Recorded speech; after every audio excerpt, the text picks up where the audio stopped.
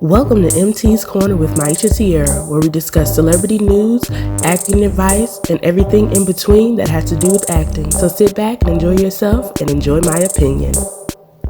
Dude looked me square in the eyes and he said, well, the only thing you'd be able to get is slave roles because of how your hair look. Hey y'all, I'm back and welcome to MT's Corner with Myesha-Tiara. Hopefully by now, y'all, seriously, someone on like the floor below me, I think, is like having like a whole Kanye West party. I don't know. It sounds like one of his beats and I'm just like, we don't all want to hear your music. Thank you. And this story time is about how I was told by an agent that the only thing I could ever play was a slave.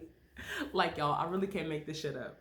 Like, if you're in this industry, some of you may have experienced some ignorant things being said to you by people that are in like casting, or people who are agents, or people all over the, if you're in the entertainment industry, people are going to say some ignorant ass stuff to you, and it boggles the mind because you're just like, oh, okay, because this was my face. Also, I was young. So let me just start from the beginning. Let's rewind it back. I was 19 years old. A lot happened when I was 19. Honestly, 19 is when I received my first professional acting gig. And by professional, when I say professional, I mean my first paid acting gig. Because at that point, when they paying you to do it, then sis, you must be a professional at it, okay?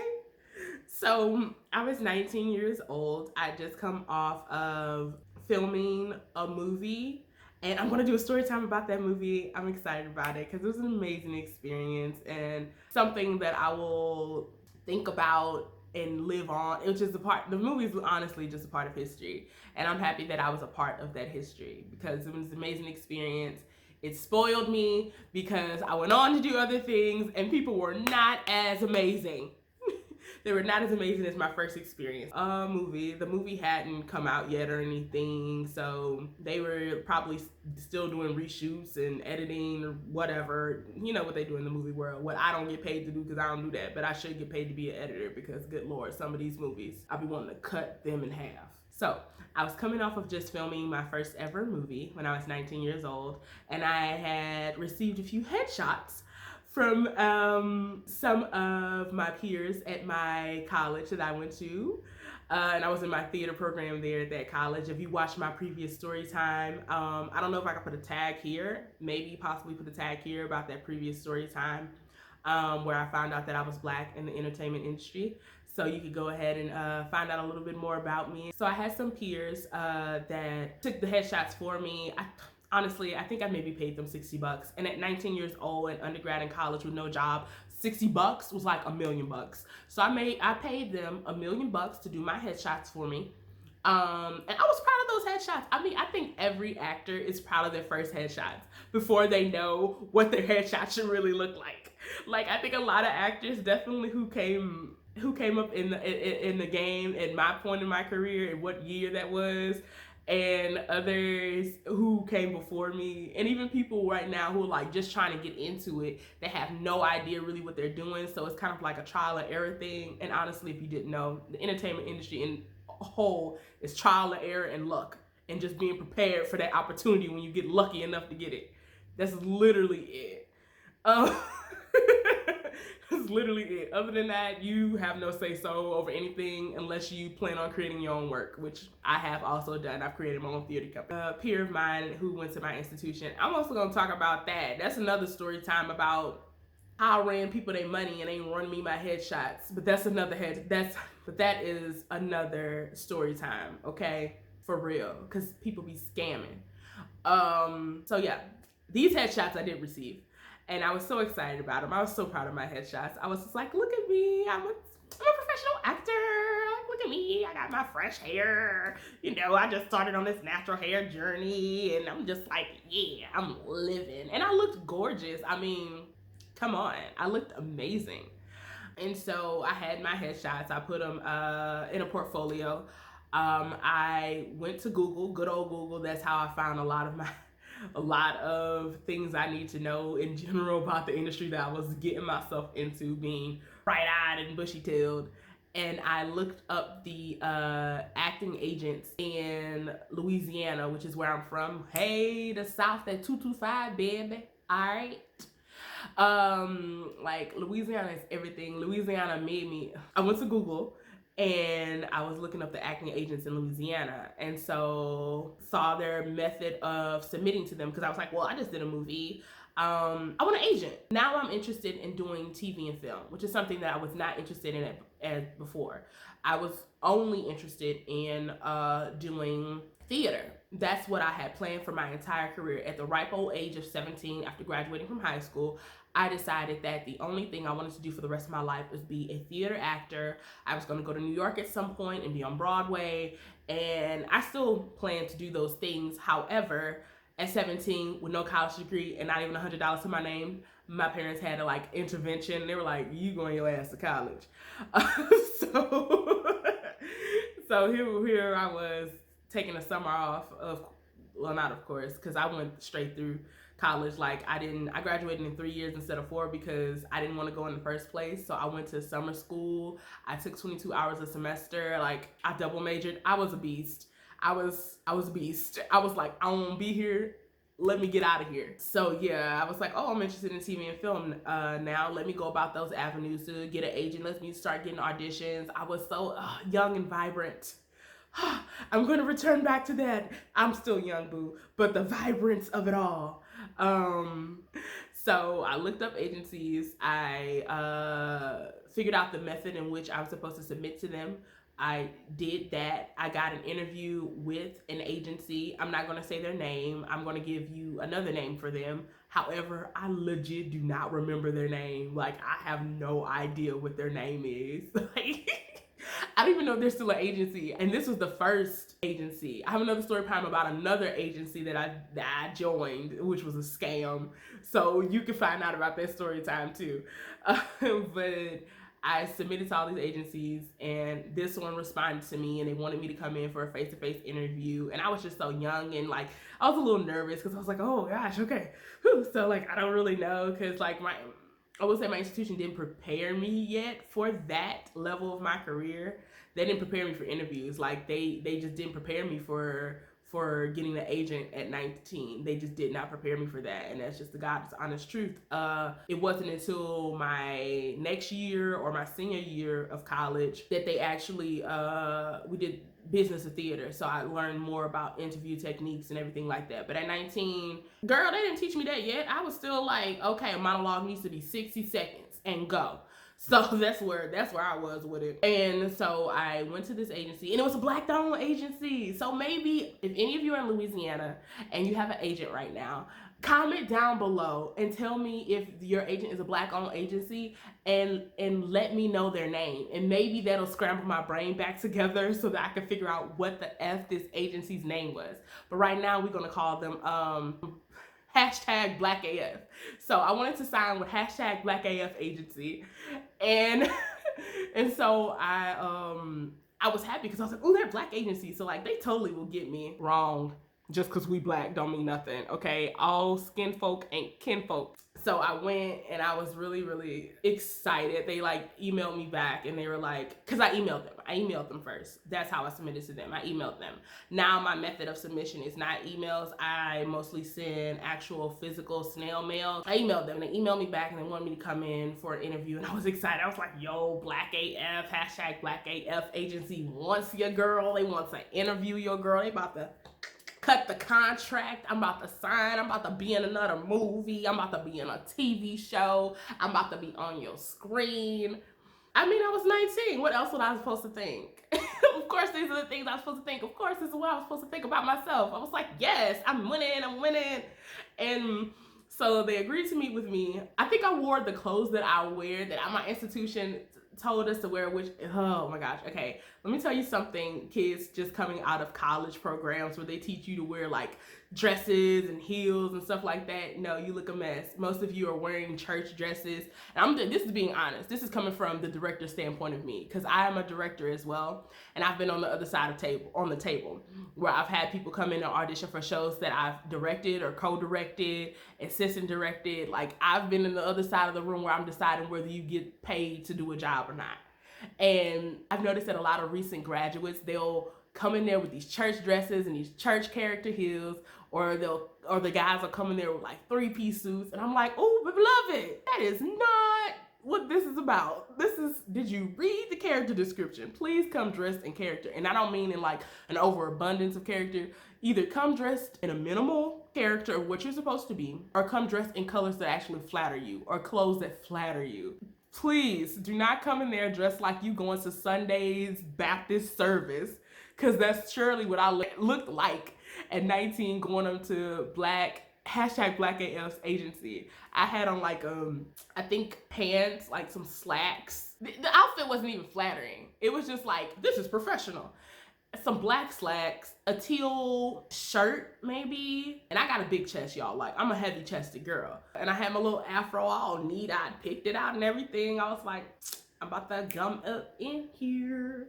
So I make my way to the agency, and they had a Black receptionist. I was like, yes, you have a Black receptionist. Come on, my people. You know, I was all excited about that. And so she checked me in, and she said, oh, they'll be with you in a few minutes. And they got to me. It was a man. I'm gonna call him Marcus. I don't know why. So Marcus, which is not this man's name, I don't even remember the name of the agency, so trust me, I don't remember these people's names. I have no idea who they are today. So Marcus meets with me. He was an older Black gentleman. He was, I would say he was in his 50s. I had my headshots with me. I had all of them. I had my 3/4. I had my, I was like, look, here are all my looks. I was excited about that. So I handed it to him, and when I sat down, he didn't necessarily make me feel welcome. I would say that, which is not uncommon for me in the industry, because like a lot of people, depending on the room, they will be very uptight and stern, and then you're just like uncomfortable as hell when you're in the room. But there are other places where people make you feel like, oh, it's so, they're so happy that you're here. They want you to be here. And honestly, if I had an agency, that's more how I would like to be. It's more personable with people. Like, I want to be able to get you booked and busy. However, I want to be able to be personable with you so that you don't feel a level of anxiety when you tell me that you don't want to go audition for this job I just, set you an audition for, or things like that. So he wasn't extremely welcoming, which was a little disappointing, because I was like, damn, like, can't give a sister a smile? Like, I mean, I know I ain't your sister, but shit, can I be a cousin? Like, I think that's... He looked at my portfolio. I don't think he briefly asked me things about myself, but it was like, I wasn't prepared for an agent either. I will say that I wasn't prepared. And what I mean by that is I wasn't ready. I was still in college. I wanted to finish college. I wasn't ready. If he had signed me, I wouldn't have been ready. So, I mean, it's a blessing in disguise, honestly, because I wouldn't have been ready. I didn't have the transportation. I didn't have the means to go here, there, and wherever for auditions out of state or callbacks out of state. Like, I just wasn't ready. I was not prepared. But I was so excited to just get started. At the time, I felt like I was very prepared, of course. But me looking back now, I'm saying I wasn't prepared. That's what, I had the talent, I had the drive, but like I had no physical money means at all to do any of these things. So I would definitely say save up some money in your process of doing this so that you could be physically and financially prepared to make this stuff happen. So he briefly asked me about myself. I told him a little about who I was, that I was in school for acting, that I just finished a film. And the film at the time, nobody knew about this movie like that.